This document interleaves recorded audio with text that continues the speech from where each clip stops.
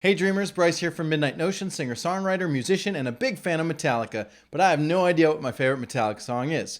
Could it be Rebel of Babylon? Let's use math to find out. Cue the intro. So Ted, give it to me now! For the best Metallica song!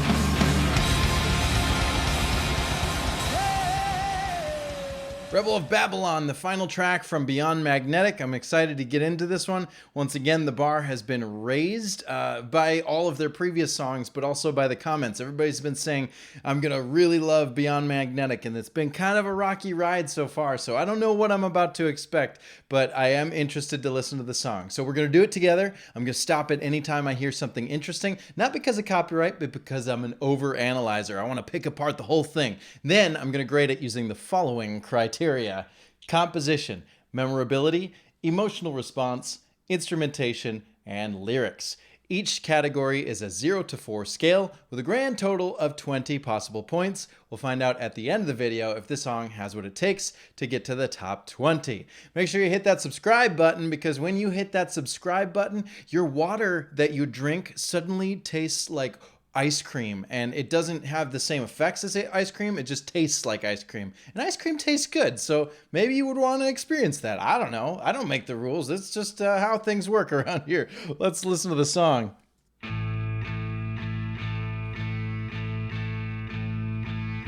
clean intro. Ooh, yeah. I like that the bass and the guitar are playing together. They'd have to count it in. There's no drums. It's just bass and rhythm guitar, and then that nice high lead, bling. There's like a slight crunch to the clean guitar, but it's nice. We got sort of a dun dun dun dun dun dun. It's kind of a 3/2. Da da da da da da da da da da da. I like that a lot. It's a cool feel. I feel like there's sort of almost. I'm getting a Western vibe out of it, but we'll see where it goes.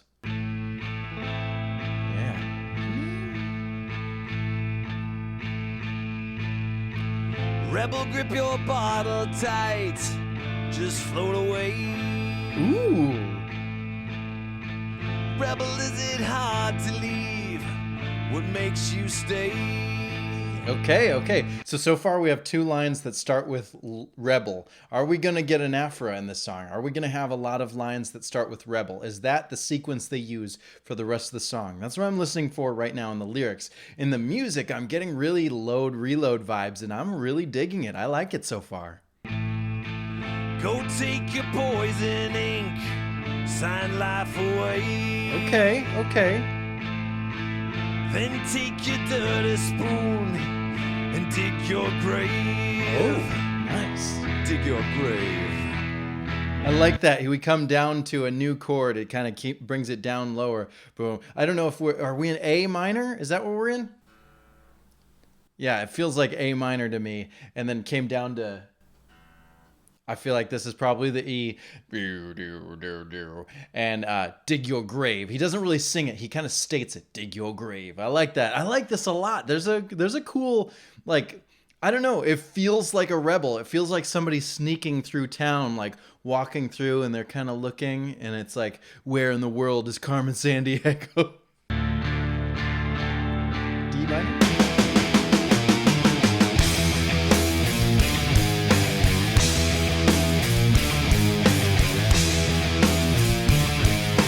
Okay, I don't know. I'm bummed out, man. Again, I'm not trying to bring these songs down because I want to hate on them. I don't want to hate on them. I want to lift them up. I want to treat them respectfully. I want to really point out the things that I love. That intro was marvelous. I feel like this song really deserved a transition that fit with the intro. That whole beginning had a vibe to it. And the vibe got kind of crushed by ba ba ba ba ba ba ba. And then now we're in a, I don't know, the riff is fine. Again, there's nothing wrong with the riff. It just doesn't feel like it matches with the intro. And again, if you're trying to be, you're trying to illustrate something artistically, you're trying to tell some story with highs and lows. Maybe you want there to be a change that doesn't fit. Maybe that's intentional. But for me, listening to this song, it doesn't feel like these two riffs fit together. And I want them to fit together. I really do. So I'm curious where the rest of it goes, but I don't think that this riff fits in this song. I wanted to hear what was going. That whole intro was getting me excited for something fresh and cool, but related. And this doesn't feel related. This feels like a Frankenstein, just like the rest of this demo. Ugh.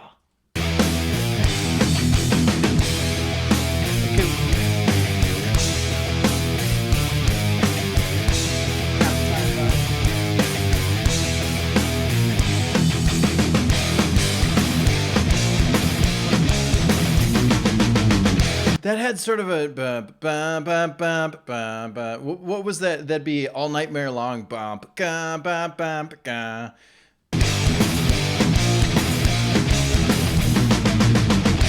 grips the bottle tight, just floats away. Rebel finds it hard to leave. I like this. What makes you stay? Okay, so this riff feels great. I love this. This time, when I talk a lot about the 3+1, it's usually you loop the same part 3 times through, and then you have a tag on the end. This is the inverse. We're starting with the tag, and then the 3, which you could argue is probably just 1. You know, ba-ba-ka is the tag, and then it's ba-ba-ka. They're really just riffing on that low. I'm assuming we're in E now. I'm actually not paying that close attention to the key or the or what notes they're on, but I feel like we're down on that E. So either we're still in A minor, we're going to transition back to where we were in the intro, and we're just on, you know, this is the 5th, or we've switched keys, and that's fine too. But I just think that this structure, having something at the beginning, we still have that call and response nature. We have some hits, and then the vocals say something. Hits, vocals say something. I like that. He takes the poisoning, signing off away. Then takes the dirty spoon and digs his grave. Let this dark shine. Let this dark shine. Let it shine bright. Don't let it burn out tonight. Now we have a switch up. Okay, we went really high. I liked most of that chorus. I think I could pick it apart, but I like da na na na. There was like a cool movement to that. It was really cool. Again, Metallica playing straight chords without riffs in them. Ba-na-na-na-na-na-na-na-na-na-na-na. They don't do that very often. So, round of applause. Yay! Yay! Good job, Metallica. You're trying to play chords without riffs. Something new, something fresh, interesting. Kill me one more time, stigmata. Kill me one more time, neo martyr. Gonna die young, gonna live forever. Kill me one more time, rise up, rebel of Babylon. Okay, so we got this little slow 6/4 measure. You could call it 3/4 if you want to. It felt 6/4 to me, but it had a goofy beat to it. There was something like, it feels like it ends, but then there's one more hit before you go into the next turnaround. So they're playing with the rhythm a little bit, and I like that. I appreciate it. I think it's new. I think this song is very interesting because we now have had several different sections of the song. I feel like we've gone through the eras of music, right? We have that sort of load reload intro. It feels very Western. Then we have a riff that is still kind of load reload. It's a little bit more movement. Maybe you could throw it back to the grunge era. And then you've got like a verse riff that has kind of a mixture of Death Magnetic and some of their older stuff, back to Ride the Lightning and Justice. And then you've got this chord thing going on, which is very Death Magnetic and Hardwired, or maybe even, I don't know, Saint Anger, but and then we come down and we've got this halftime groove, which is very, that medium tempo is very load reload, but it's got that switch up that also kind of harkens back to some of their covers. If you listen to Garage Inc., there's a few songs that have like a dead stop and then it changes its tempo. So we have a tempo change that's kind of nice, and now we're back to this main bit here. So a very interesting structure so far.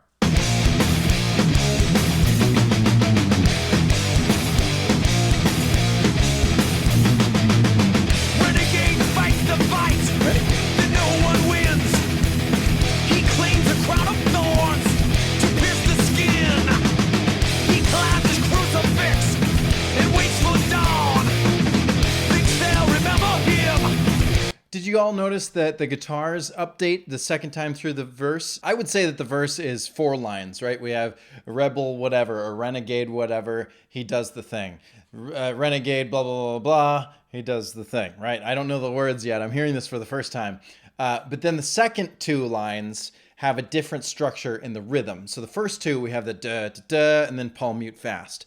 The second 2 have da, da, da, da, da, da. They update the rhythm, so it's not just that chugging that second half. It's not so much call and response anymore. It's updating that rhythm riff. The drums are still pretty much the same, and the vocals are still pretty much the same. But we're building towards the next section, and that's a really important thing to keep us interested. So I do like what they're doing here. I guess I feel a little disappointed. I feel like let down. I feel like I was promised something in the beginning, and then I was given something else. It's like, hey, I ordered ice cream and you gave me water. What's the deal with that? It's probably because you didn't subscribe. But I feel like I've been subscribed to Metallica for a long time. This is from my first Metallica show I saw live back in 2004. I was 18? 17. And I wish I had seen them many times before that, but I've seen them every time since. I'm subscribed, Metallica. I want that ice cream. After he's gone, let this dark shine. Let this dark shine. Let it shine bright. Don't let it burn out. See, I think I like that whole chorus, but then the let it burn, that hold out there, I think breaks the flow for me because da, na, na. I feel like that's a really cool progression. I've heard it somewhere before. It's reminding me of something. I can't really put my, I can't really think of it right now, but it reminds me of something, and it feels familiar, and I like it. I like it so much. But then when it comes up to that hold, bah, there's something about this end of the chorus that just doesn't feel like, again, the whole story of this song is that the flow feels Frankenstein. It doesn't feel like one unit. It feels like multiple units. And if you're into that, great. There's a lot of classical songs that do this as well. But I don't know. I have more of a pop sensibility to me, and I would appreciate something with a little bit more of a flow. That's all. I'm looking for flow, you guys. It's okay if you like the song. It's okay if I don't like it. It's just flow. Tonight.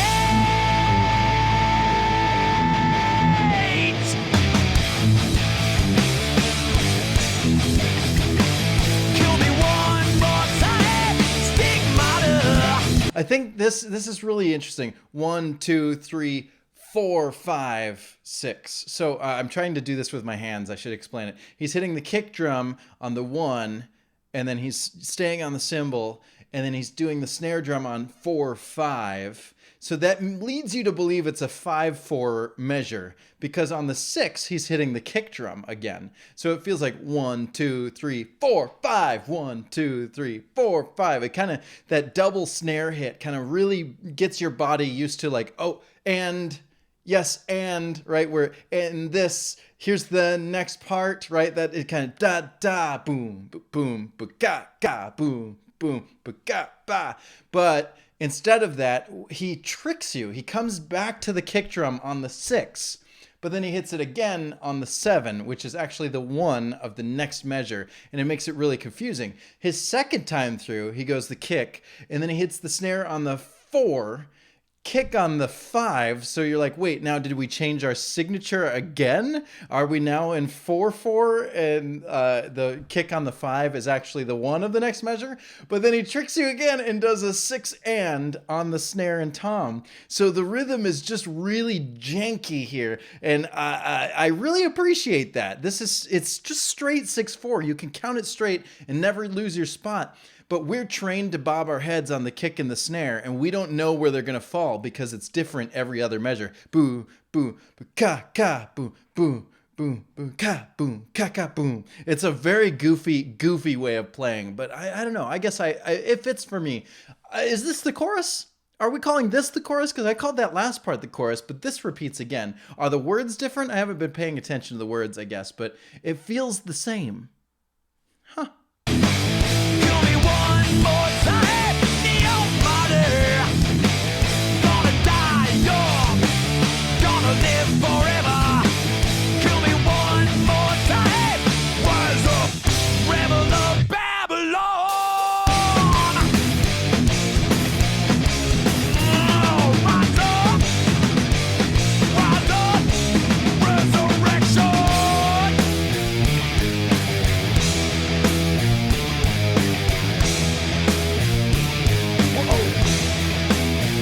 This is a song from Hardwired. Do do do do. Is it confusion? Is it? I don't know. This sounds like it was repurposed later in Hardwired. Tell me in the comments below. You know.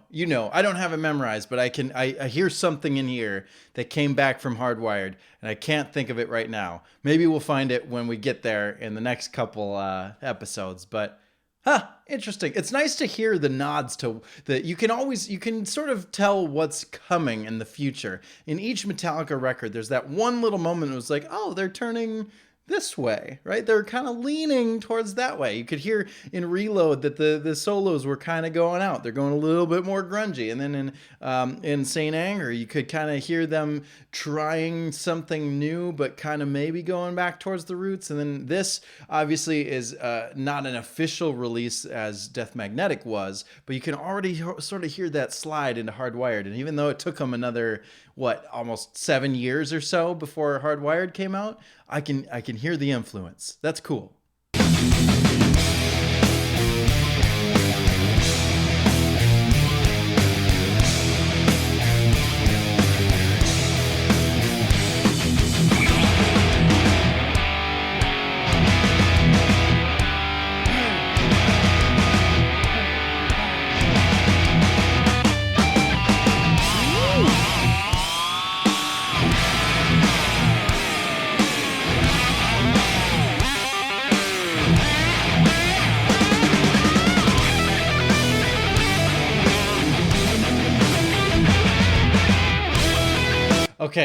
Okay. I gotta go back. A few, 20 seconds here. I gotta start this solo over again because this is saving the song for me. I think in all of Beyond Magnetic so far, this is probably my favorite solo. He starts with some harmonics, which is essentially, I think I showed it before in songs like Sanitarium or in Nothing Else Matters. They're not quite pushing down on the strings. They're actually just very light. If this is the string, you kind of rest your hand on top of it. Usually when you play a note, you press it down so that it touches the board, it touches the neck of the guitar, right? But this time, you kind of just barely tap it when you strike it, and it gets that bing. It's like that higher frequency that you wouldn't be able to, there's no note on the guitar that hits that. It's like another octave up higher. So he starts with a series of those, and then he's using his whammy to kind of bend them. So you're holding the note, the whammy bar kind of crunches the guitar and crunches like the strings so they bend like, it kind of tunes it down. You can hear it. Let's see if I'm at the beginning of the solo here.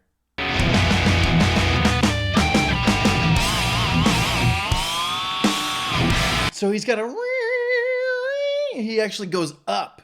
I don't know exactly how he's pulling this off, but this is when you get a guitarist that's really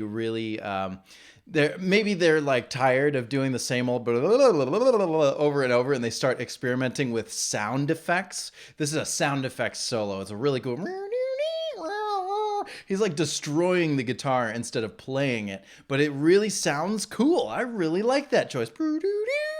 And then you can hear what he's doing. He kind of he does a lot of fast licks, and he comes from high to low, and then he does palm mutes. You can hear the difference between a struck note B and a palm mute note. Right? It's got a stop to it. So he does a quick little, and then he does. It's a really cool rhythmic structure to this. I like this a lot.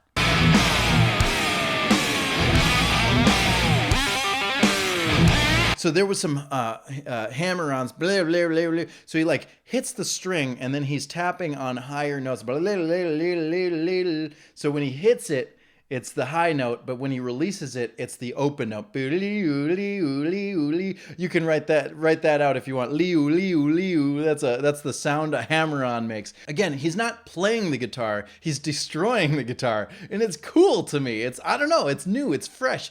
You don't get many Kirk solos like this, unless it's a James solo. Some of you were telling me that some of these solos are James and some are Kirk. This feels like Kirk. It feels like it's slightly panned to the right for me, but I don't know who's playing which on this. But I do know that this is really cool. The other thing that makes this interesting is that it's breathing. The real estate is wide open. There's a big room because everybody else is just ba ka ba ka, right? Lars is just on quarter notes. 1, 2, 3, 4, and the other guitars. Ba, ba, ka, ba, ka. I don't know what the rhythm is. I'm hearing this for the first time, but it's so cool. They're by hitting those single bap bap.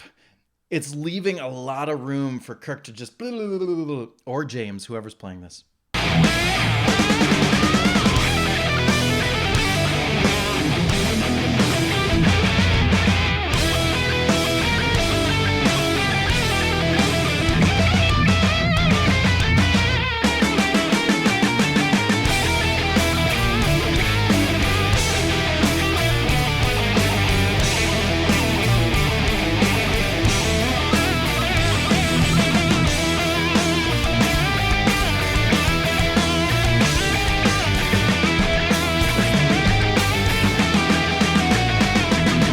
So again, he's using the same structure, 3 + 1. Do do do do do do do do do do do do do 2 times, 3 times, and then do do do do do do do. The fourth time he climbs up, does something a little bit different.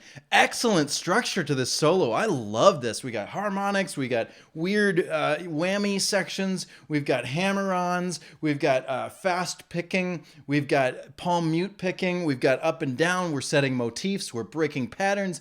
Excellent solo. This is one of my favorite solos I've heard so far, I think, in their entire discography. I'm just going to say that. This is an amazing solo.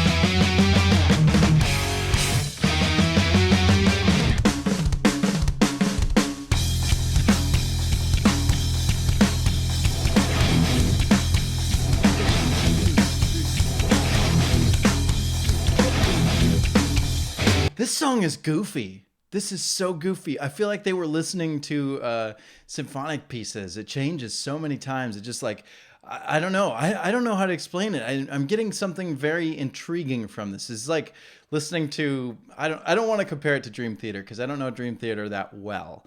But it seems like something from a different band. This doesn't feel like Metallica at all. There's no, like, the structure is so out there.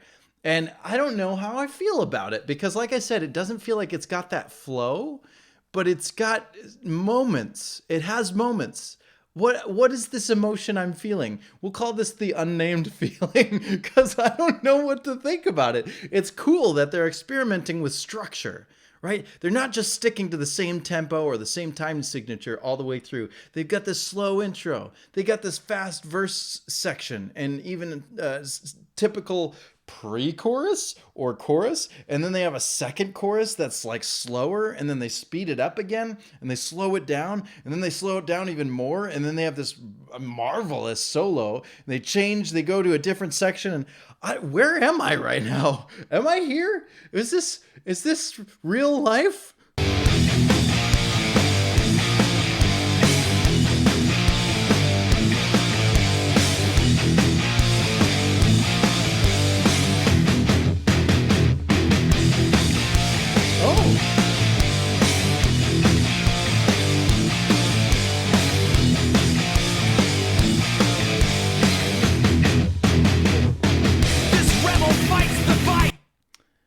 That was a 5/4 measure, I think, right at the end. Da da da da da da da da boom. So it's 3, 3, and 2 with pauses in there. Let's count that again. 2, 3, 4, 5, 1. This rebel fights. I think that's 5/4, but I could be mistaken. It could be like an 8 measure in there. There could be one extra beat, but really intriguing. I don't know where I am. I feel kind of lost. The fight that no one wins. To claim a crown of thorns. To pierce his skin. Climbs his crucifix. And waits for dawn. He loses consciousness. The myth lives on. Let this dark shine. Let this dark shine. Let it shine bright. Don't let it burn out tonight. Tonight. Kill me one more time, stigmata. Kill me one more time, neo-martyr. Gonna die young, gonna live forever. Kill me one more time, rise up, rebel of Babylon.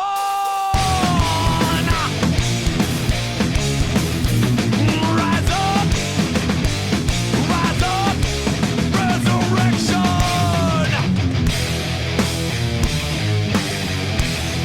I don't know. I don't know, man. I don't know.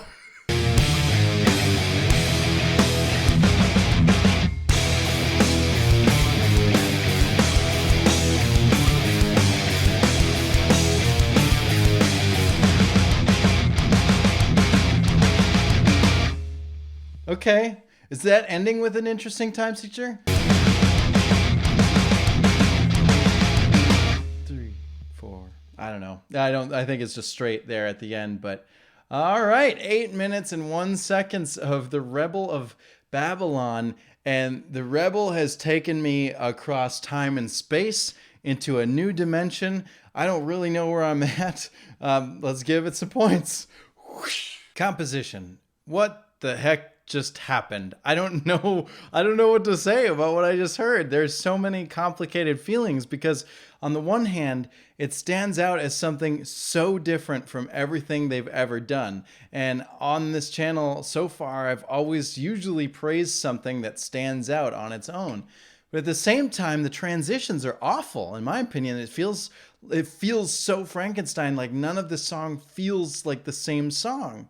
But then on the other hand, it's kind of interesting. It's like oddly intriguing. It's like drawing, like I want to listen to it again so I can understand what just happened, because it feels like an artistic, like, and then you go to this part. I mean, if you listen to, I don't know, say Bohemian Rhapsody, that has, 2, 3, 4 different parts that don't feel like the same song. But I wouldn't compare this song to Bohemian Rhapsody either, because it doesn't have the level of memorability to it, but it's so unique. I don't know how to explain it. We have time signature changes. We have tempo changes. We might have key signature changes because we start in that A minor and then we move to E for most of the rest of the song.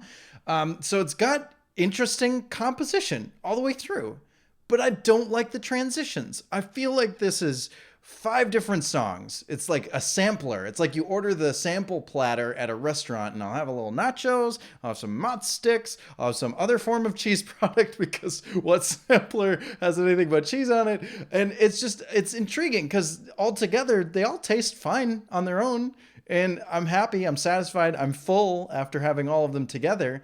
But also, I'm kind of disappointed that I didn't have a really nice steak or something. I don't know. It's just really intriguing to me. I don't know where I land on this one. So compositionally, it's a 2. Memorability. Unfortunately, I just listened to the song and I can't remember much. I remember that I liked the intro, I liked the solo, and I liked the chorus, which might also be a pre-chorus. I can kind of recall the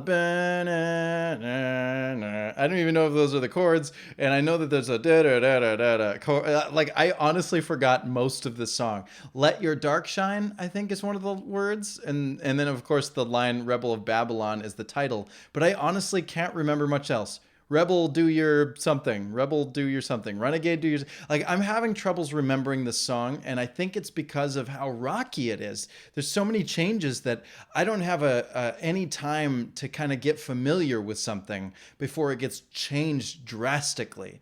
And that's really unfortunate for me. I think if you want a song to really last, you have to make it familiar. And in order to make it familiar, you have to loop it enough times and then change it. And unfortunately, they have a song that they start a thing and then, this is like an ADD song. You start a thing and then, oh, what's that? Oh, what's that? Oh, what's that? And then by the time we get back to the first thing again, or actually we never go back to the first thing, by the time we get back to the second thing, we've already forgotten about it. So it doesn't feel as familiar anymore. And it's like, oh yeah, this part. But that part didn't stand out as amazing anymore, so it's kind of like, oh, I guess you could put this part again. Oh, this part again. Oh, we're over here. I don't know where I am. So memorability, this song doesn't really do it. That's a 1.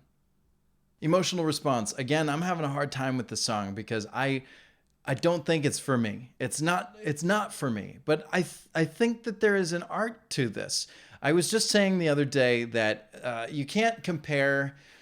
You know, I'm dropping these songs when they don't feel right, when they don't flow right. I am looking for my favorite Metallica song, and one of the things that I need in a good song is a flow. As a drummer, as a rhythm guitarist, as a musician, I like a song that can get me to bob my head. However, when you get an artist like Dream Theater or Tool, the artists out there who are in that sort of prog, sort of like all of our songs are in weird time signatures, if you set it up from the beginning, then it doesn't feel so strange when it comes back again. And so it's different if you have a song that's all in 4/4 and there's one little 15/8 measure. But if you have a song that keeps changing every other measure, then it feels familiar. But this song doesn't have that familiar feel to it. I don't feel comfortable. And maybe I'm not supposed to feel comfortable. Maybe I'm supposed to feel like I'm always watching my back. What riff is going to come after me next? I don't know, but it just doesn't grab me the way that I want it to. So emotional response, I don't know. I want to praise art and I want to bash poor flow. I don't know where to go. Emotional response, it's a 2. Instrumentation. Aside from all the weird transitions, they are playing very well. We have some interesting patterns from Lars in the 6/4 section. We have some really cool soloing from either James or Kirk in the solo section. That solo was incredible. It's probably one of my favorite solos ever from their catalog, from Metallica. Very, very unique. James's singing is pretty cool. He hit some high notes in there, and there's some really interesting themes throughout. So instrumentally, they're doing a pretty good job. That's a 3. Lyrics. There's something interesting about these lyrics, and I want to point out the tenses of the lyrics. In the first verse, we have, rebel grip your bottle tight, just float away. It's kind of like, it's like you're talking to the rebel, right? The voice is talking to the rebel saying, hey, do this and go away. It's like in present tense, right? Or maybe even future tense, like go do this thing later. Rebel, is it hard to leave? What makes you stay? We have another couple lines, but then when the music kicks in, it's the same exact lines with a different tense on it. Now, rebel grips the bottle tight, just floats away. How does that change? Rebel grip your bottle tight, just float away. Do you see the difference? The S on the end makes it like it's currently happening. So we start off with like a future tense, like go do this thing, and then we have the rebel following. Like, so maybe that first verse is sort of illustrating I think there's a lot of religious symbolism going on in here. We have crucifix and stigmata and just stuff like that. You digging your grave, sign your life away. I think this is trying to refer to any religious person that is signing their life away to like focus on a religion, maybe somebody that's going into the mountains to be a monk, maybe someone who's moved to a convent or something, but someone who has dedicated all of their life to preaching this message and then dying believing that this death is like they're a martyr. I think the word martyr pops up here. I don't remember, but I thought I heard the word martyr somewhere. Neo-martyr. I want to point out another thing. I believe this would be like the second or third verse. It's after the first Rebel of Babylon. So we'll say after the chorus. Renegade fights the fight that no one wins. He claims a crown of thorns to pierce the skin. That would be a Jesus reference, the crown of thorns. He climbs his crucifix, again a Jesus reference, and waits for dawn. Thinks they'll remember him after he's gone. Okay, now keep that in mind. That's all that verse. Later on, we come back to it. Right towards the end, we get this rebel fights the fight that no one wins to claim a crown of thorns to pierce his skin.